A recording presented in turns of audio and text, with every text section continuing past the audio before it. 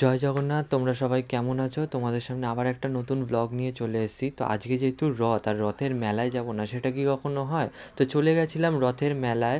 প্রথমেই প্রচণ্ড ভিড় ঠেলে জগন্নাথ দেবকে প্রণাম করে নিলাম, তারপরে রথের পাশে বিভিন্ন বাজনা বাজছিল, সেখানে চলে গেছিলাম।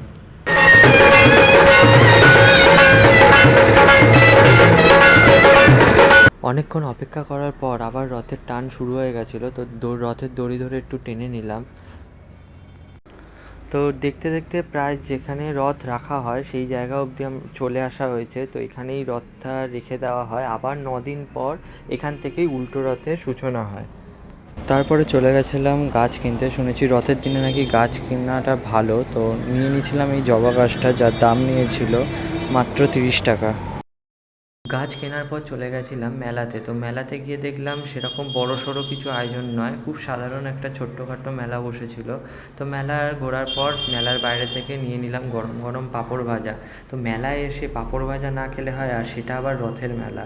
তারপরে আবার রথের কাছে চলে গেছিলাম, সেখানে গিয়ে পরে দেখি জগন্নাথ দেবকে রথ থেকে নামানো হচ্ছিল।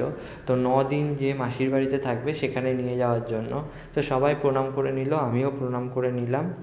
এখানে রথের মেলা ঘোরার পর চলে গেছিলাম অন্য আরেক জায়গায় রথের মেলায়। তো সেখানে অনেকটাই রাতে গেছিলাম, তো প্রায় সব ফাঁকাই হয়ে গেছিলো।